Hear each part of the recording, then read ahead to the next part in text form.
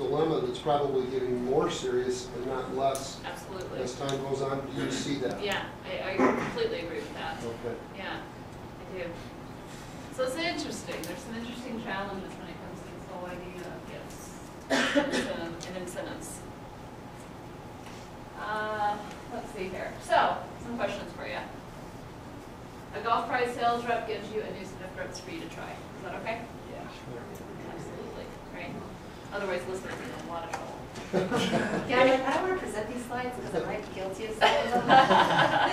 But we really see it as product seeding. You're getting to sample a product, try it out, test it. The only way you're going to be able to speak knowledgeably to your customers about it is if you use it. So in our case, yeah, it's absolutely okay. Good. Speaking of that, should we do our first drawing? Yeah, absolutely. All right. Who wants to be the lucky person to draw? Here, shake it up a little bit. Oh yeah, good idea. Here, I'll let you hand mine. Oh, I saw you take that one out. I didn't take them out. I tried to put mine in the middle. It just didn't. Shouts. Anybody? Let Ed. I'll draw. Ed, drawing. I'll make one friend and a bunch of enemies. Well, Come on, we got Ed, three get a good sets, so. Specifically, This Steve. is barrel graphics, and this has got to be the Daniel Atkins. Who is it? Oh, congratulations. Two are rats or You would mediocre? a set of all I'll give you white the choice. You're the first. Yeah, just pick one. I'll give it to you. I don't know. Tacky or two or velvet feeling? Tacky? You're welcome. No, do I get a kickback on that? Do I get a kickback? You can charge me for it. All right. So a golf prize sales rep gives you a new set of ropes and offers to provide your entire family of 6 new ropes as well. I will tell you, I get asked this question all the time. I'm a golf pro. My daughter's a really great player. My son plays AJGA. Can I get a set for him too? Because he's going to be a good player. What do you do? Come in and buy them. You're building goodwill. Yeah, good player. We want the players to be using our product. We do it on all the time.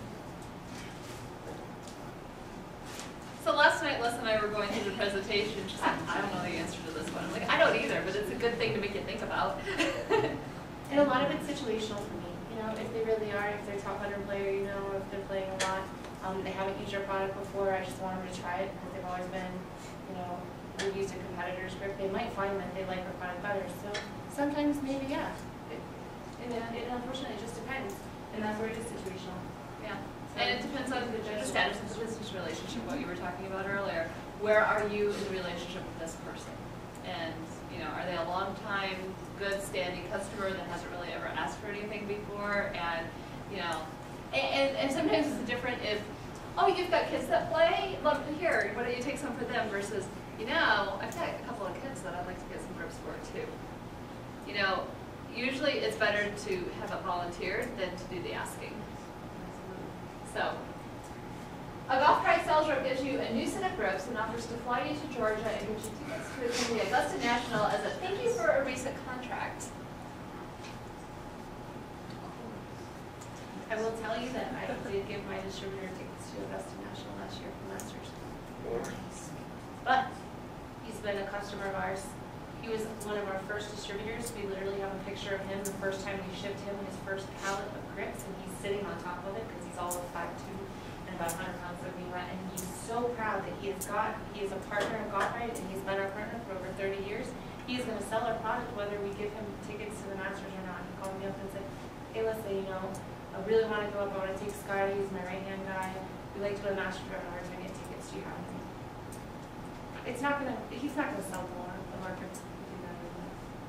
That's a nice thing you did. Yeah. You didn't need to do that. No, but you know, it's a good relationship. Yeah. And he appreciates it. And Supporting relationships.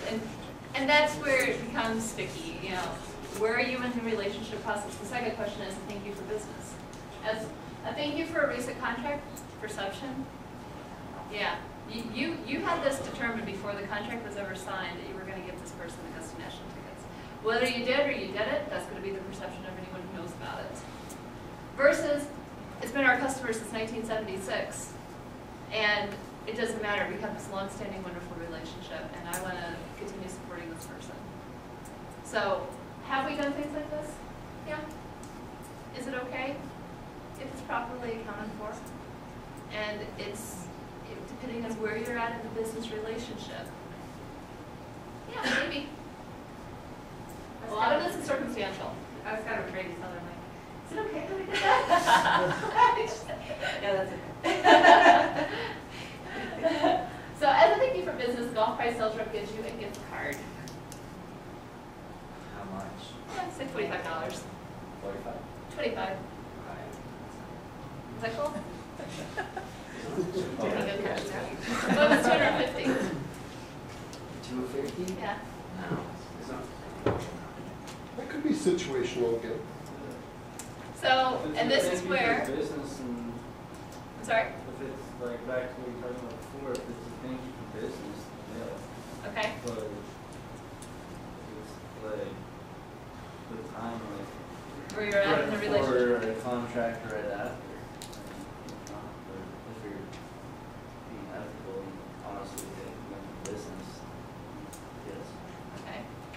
So, something that you need to be aware of when you're managing golf courses and teaching is that companies have codes of ethics and you need to understand what their policies are. Eaton, our policy is 0 gift cards, period. You can give it internally, so any gift cards internally, well, that's a whole different thing. But externally, so, you know, with any of our customers or suppliers, we cannot give or receive any gift cards. They can be abused.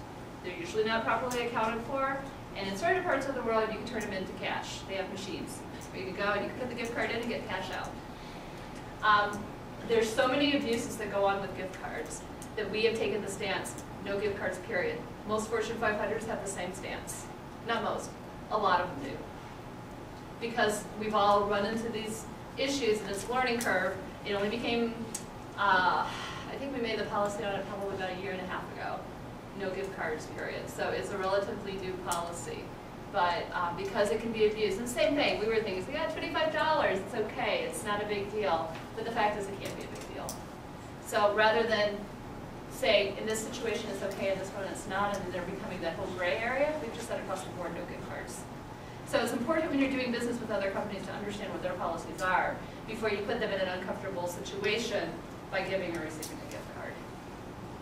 So when we're starting a new business venture, especially with someone in a developing world where there's a lot of corruption, a lot of times when we start into this new business venture with them, we give them a copy of our anti-corruption policy, which or a gift policy, which specifically states no gift cards, so that they know it up front that this is not how we do business, and it can eliminate some of those embarrassing moments. So, during a conversation, a golf price sales rep mentions that his college-age daughter is looking for summer employment. As the golf shop manager, you are hiring summer workers, and you offer to give his daughter a job.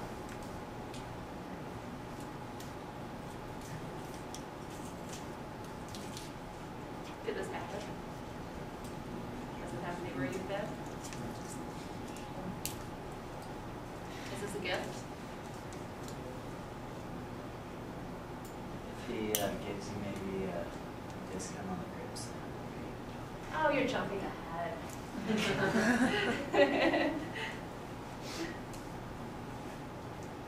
So, we consider gifts anything of value. So it doesn't have to be money, it doesn't have to be, tickets to the Augusta National, it doesn't have to be something, that you can hand to them. It has value to this person. Now again, that's not to say that you couldn't give the daughter a job at your golf shop, but you need to go through the appropriate process. And you need to make sure that perceptions are managed about how you're doing it. These things happen all the time. We have a lot of locations, specifically in the United States, where we are in very tiny little towns and we're the major employer in town. But Belmont, Iowa, Kearney, Nebraska, we've got Hastings, Nebraska. We're the main employers in these cities. And it's not uncommon to say, oh yeah, well hey, my daughter's looking for a job. Oh yeah, we can help out. but you still have to go through the appropriate process. So it's just something to think about.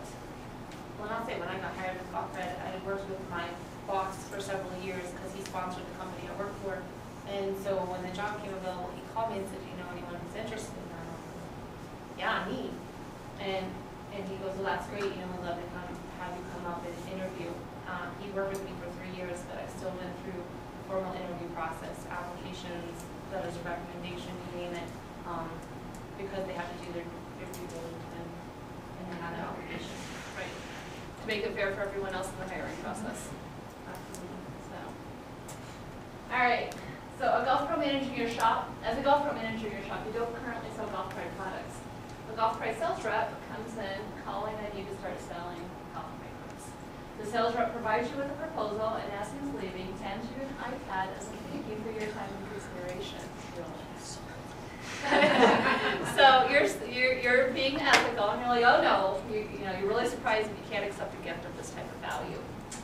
The sales rep explains that it's an extra. You're being given away during a recent trade show, so does it really cost anything? What do you do? Still has value. Even if Has it value? didn't cost the Golf Pride rep anything, it still has value. Yes, it is value. If I really love it, I mean, put yourself really in that situation. Like, I'm there, want you to buy my products, I leave an iPad. Yeah, I'm a huge Are you geek, gonna so keep if it? somebody gave me an iPad, I'm selling your grips all day long. Okay, you're in a closed conference room, right? Yeah, it's just the two of you in there. No one's gonna know. You know you want it. It's the new one that came out last week. What's an iPad? I know what an iPad is. I don't think I do, but I do.